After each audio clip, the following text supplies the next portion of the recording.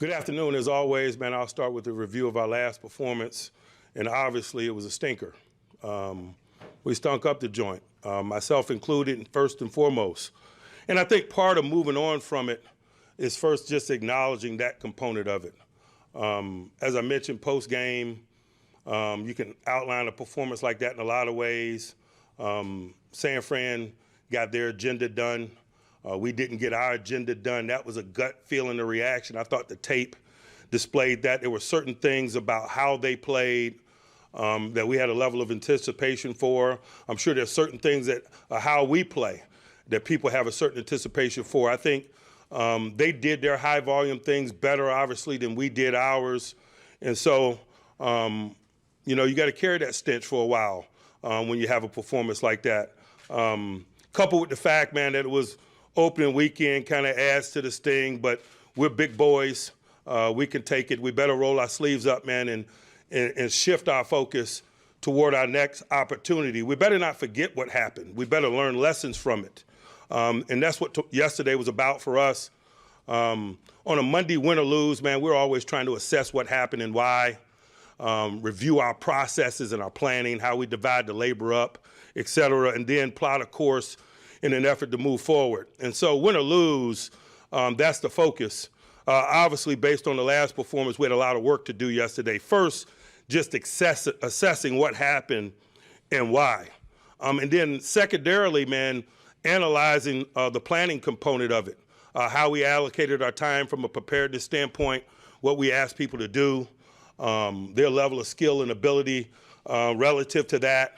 And so I'm just giving you an outline kind of what I'm talking about when I'm talking about when you perform like that. It's all of us. It's planning, it's coaching, it's playing. We're all in this thing together, man. That's this game at this level.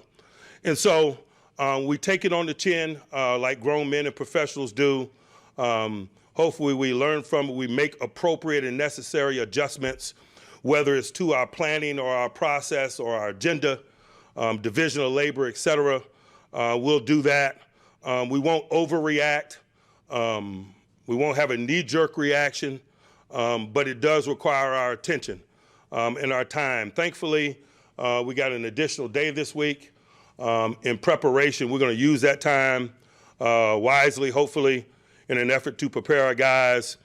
Specifically about the game, as I mentioned, on offense, man, there were a lot of ills, but the chief ill was possession down football. When you're not successful on possession down football, you don't give yourself a chance to establish rhythm, to establish run game, to highlight certain matchup components that you might like, to diversify your attack, and all of the above. And so volume is king. We didn't have enough volume, and it was because of possession down failure. But again, as I mentioned after the game, man, I never want to take away from the professionals that we compete against. They had a lot to do with it. We understand that they had a really good defense, and particularly their front and their continuity within their core players and their ability to wreak havoc on games and so forth. And so we know what they were capable of. On the defensive side of the ball, man, we had to minimize their run game and Christian McCaffrey, man, and we failed there. He popped a big one. And it kind of changed the trajectory of things. Obviously, largely, I would like to see us do a better job, but that big one was an exclamation point.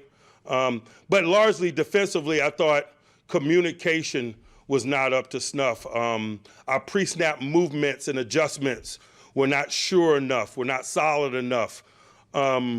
We looked like a group that was in a loud environment for a first time, or like we had some new people. And so that's coaching as well.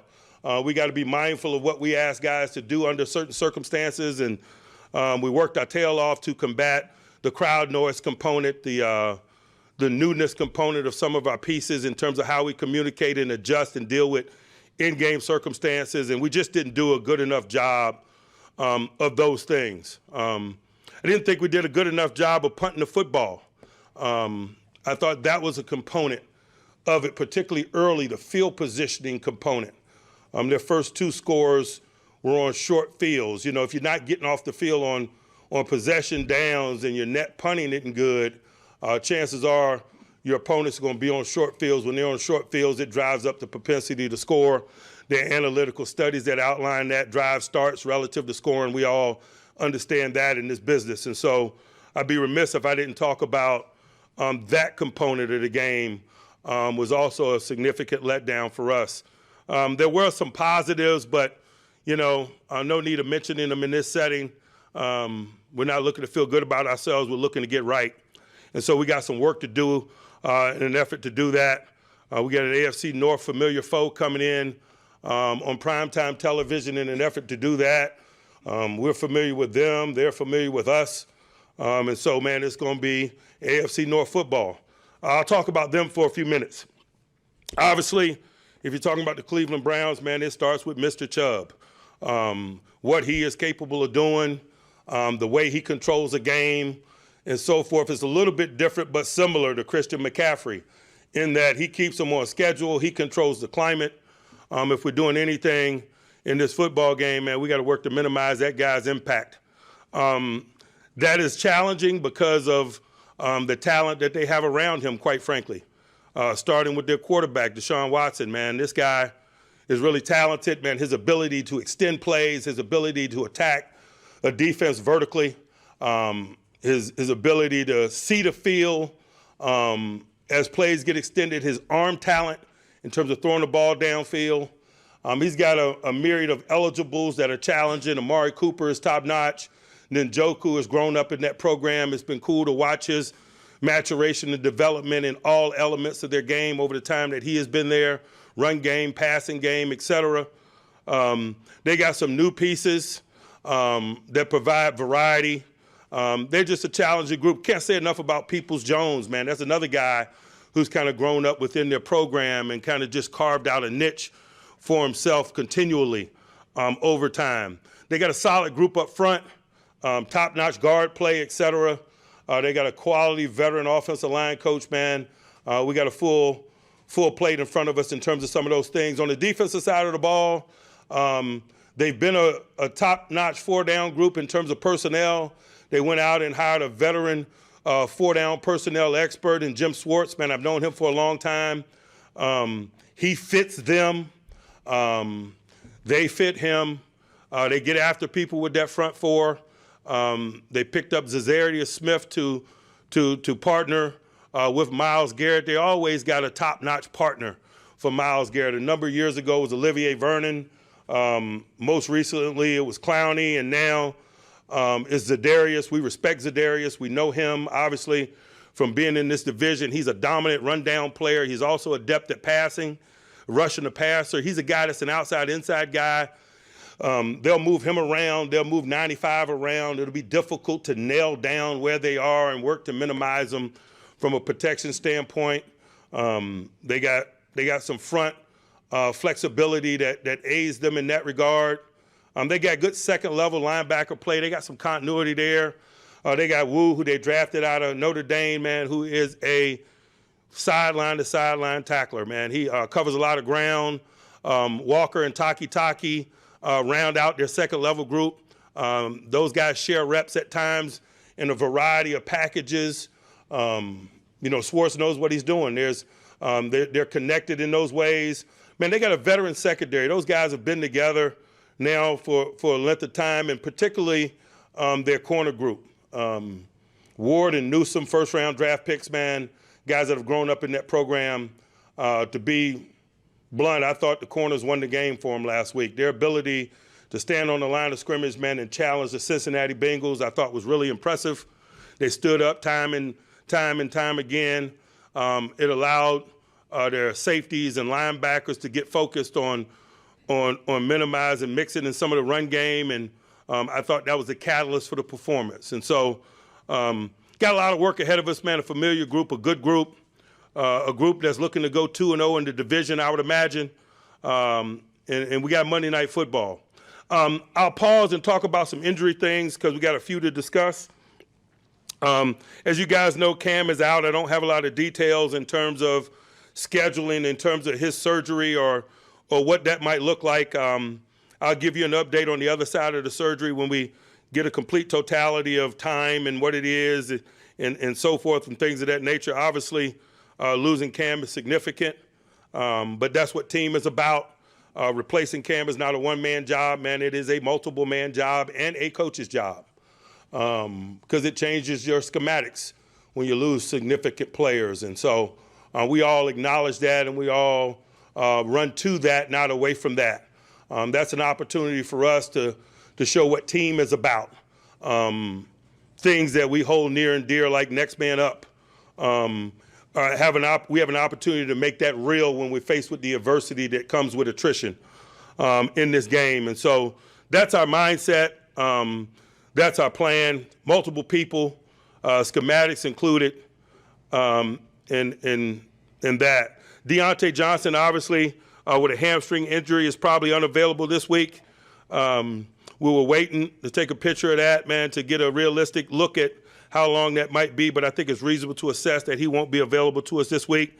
Feel real comfortable with our in-house people, man, Gunner and others, in terms of elevating and being ready to carry the load and participate. Other injuries associated with play that we're more optimistic about, particularly because we got an additional day and a half of prep. Chooks is in the concussion protocol. Pat Frymouth may be limited at the early portions of the week. James Daniel, Larry Ogunjobi, to name a few, in terms of some bumps and bruises that may limit them at the early portions of the week. But again, we got an additional day, and we'll definitely take it and lean in on this next opportunity. I'll pause and open it up for questions. Mike, beyond what Cam brings just from a playability standpoint, everything else about who he is and what he is how tough is that? You know, I don't imagine we would lose that. You know, Cam is not the type of guy that moves away from his teammates, whether he's participating or not. And so, you know, some of the intangible things, some of the things that you get day to day outside the white lines, we'll still receive the benefit of that. But make no mistake, there's enough for us to do replacing his tangible contributions, his play, his presence, and so forth. Mike, what have you seen from Leal and Loudermilk in his stead? Man, I've been really impressed by the growth and development and what those guys have shown me throughout team development. Not only Leal and Loudermilk, but younger guys like Benton and others. I thought that was one of the strengths of our group coming out of team development, the depth in competition and the tough decisions that we had to make in the defensive line. And it won't be a long period of time before we get a chance to call upon that. And so we'll get a chance to see what that depth looks like in play.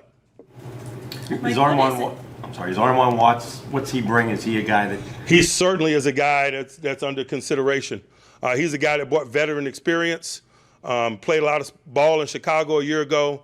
I thought he really warmed up to our environment as he got a sense of what we were about and what we were asking, and that's why we continue to do business with him. But there's a reason he's been an inactive type, man. He's continually getting up to snuff with what it is that we do, and technically and in the nuances and the detail and so forth. And he had a good week last week, and we'll see where the week leads us this week in terms of making decisions about who we use and how we divide the labor up. But certainly he's under consideration. He's a veteran guy that's played some ball. That's why we kept him on our 53. Mike, Kimmy was pretty clear that he didn't play the way that he wanted to or expected to Sunday. What about him tells you that he can bounce back and have a better performance Monday? Just his commitment. You know, there's football justice. When you work at it, man, you generally get good things that come out of it. This is a guy that's fully committed. This is a guy that works his tail off, and largely, man, those guys create their own fortune. And so that's my general tenor about the trajectory of him and his career, but also in the short term. It's reasonable to expect guys that work the way he works and prepares the way he prepares to bounce back from negative performance. Individually and collectively, I expect this group to do similar things. Mike, what did you like what you saw from Allen Robinson, and does he assume a little bit of a bigger role downtown? You know, he has a pretty big role. Obviously, it's subject to change based on matchups and schematic game in and game out planning and so forth. That's why we went and got him. He's a steady presence, man. He's a professional. He's highly competitive. I think all of those things were evident on tape, and I don't think that surprised any of us. And sure, it's a reasonable expectation that his role might grow due to game circumstances, particularly if if you're down a significant contributor like Deontay. Like some of those top draft picks, Broderick Jones, Joey Porter Jr., had some limited snap counts this game. What went into that decision?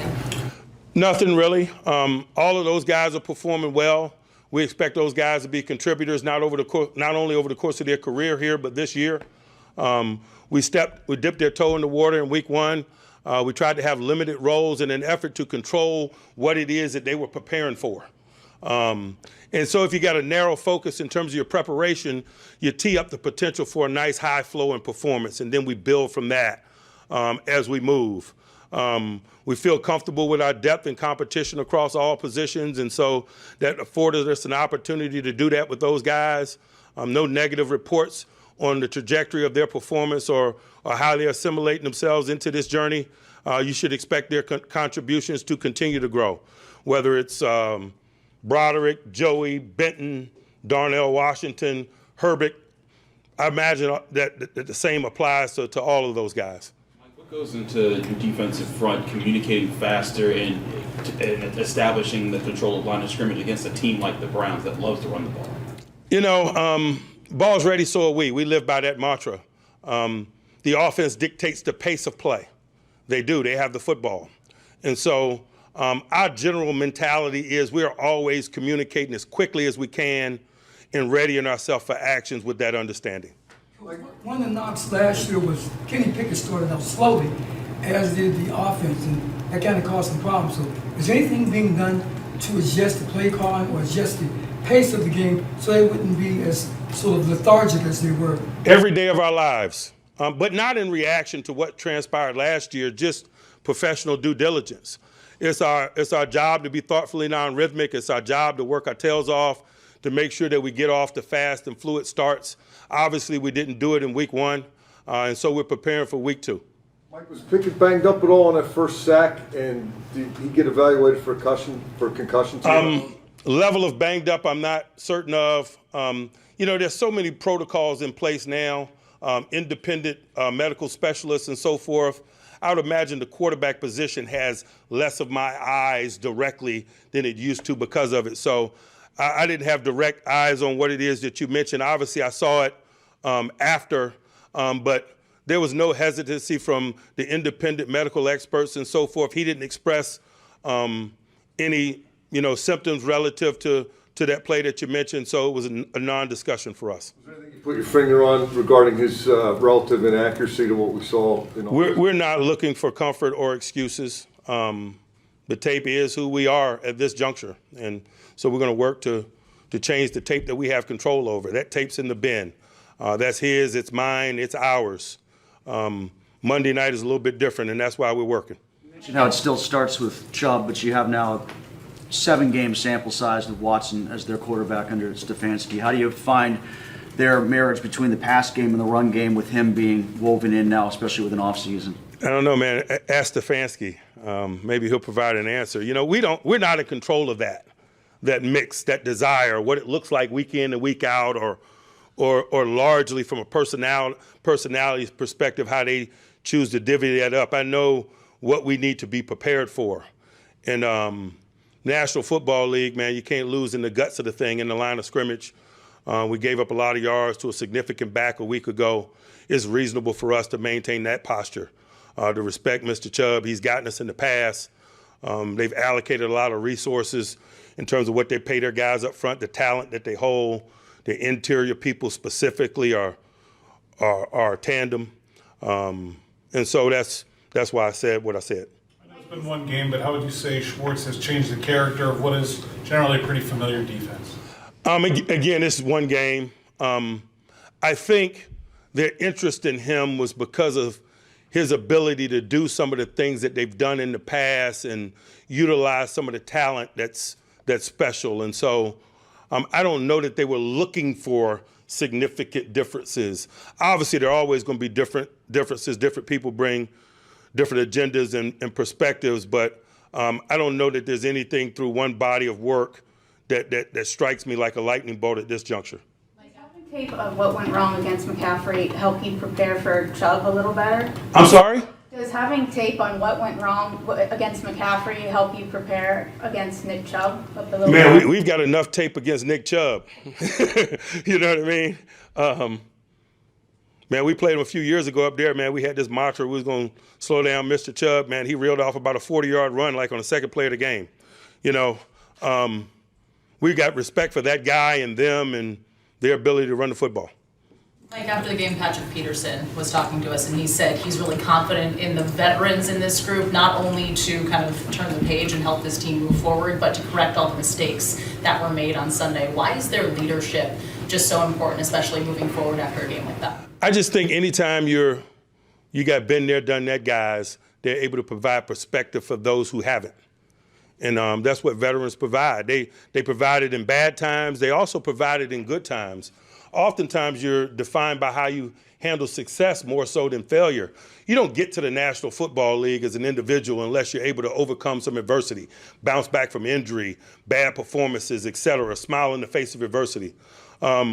Veterans help you deal with the good times, keep your feet on the ground, remaining focused, et cetera. That's why we consciously added some of the quality human beings who happen to be veteran football players within our program, specifically in the last offseason.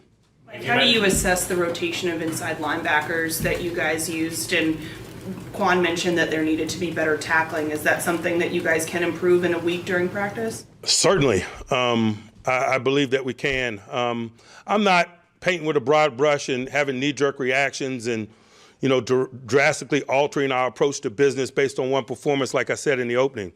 And so we got 3 varsity linebackers. We're going to utilize those guys based on circumstances and matchups, like I've said, transparently, and that posture has not changed. Mike, you mentioned the depth with Cam and Deontay's injuries. Will that cover that, or will you look to the outside for a defensive lineman or receiver? You know, we'll obviously, we won't turn a blind eye to the outside. That's just appropriate business.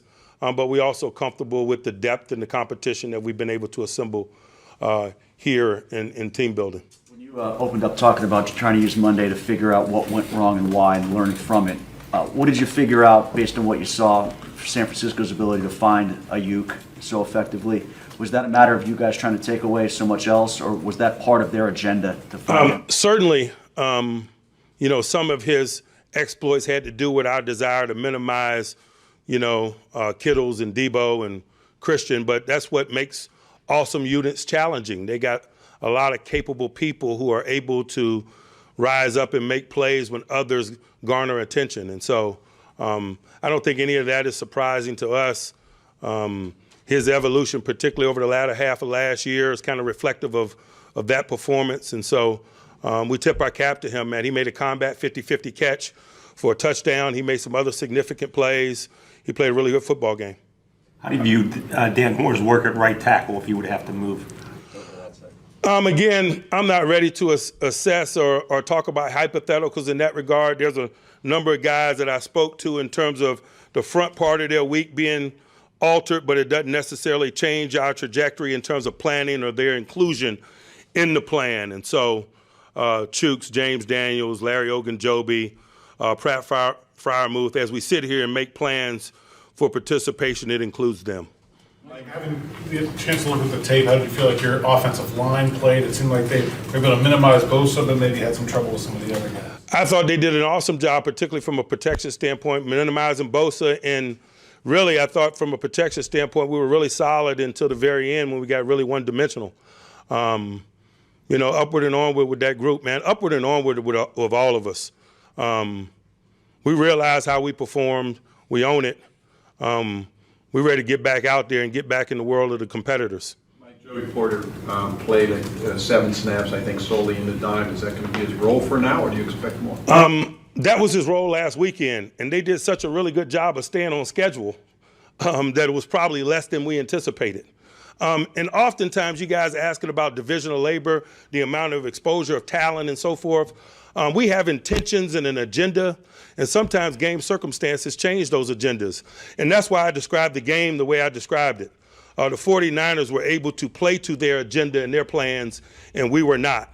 Obviously, we had intentions of playing Joey more than that, but you better have him behind the chains and off schedule a little bit more than we had him off schedule. If not, then you'll play 7 snaps of dime because you don't play dime on 3rd down and 2.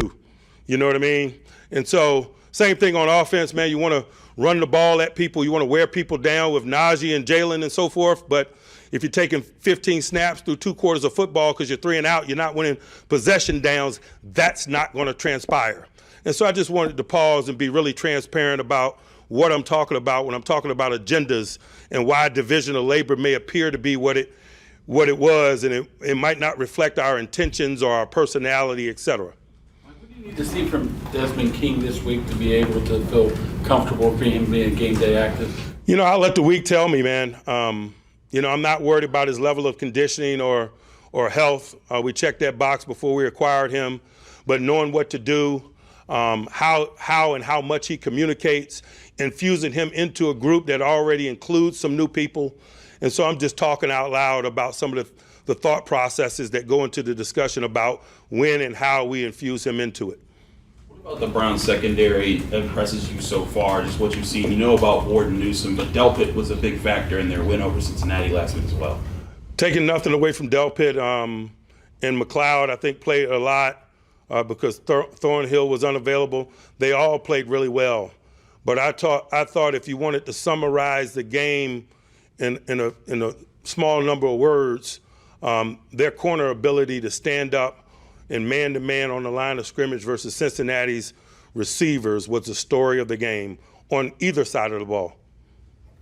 Anyone else? Like, just one clarification on Cam and his injury. Was that completely in-game, or is that at all nagging him from last week? In-game. That was on the play where he hit Purdy towards the end of the first. I don't know when it happened. I had a couple of conversations about him feeling less than ideal in-game. So I'm not sure about the sequence of events, but he got injured in-game. Anyone else? All right. Thanks, guys.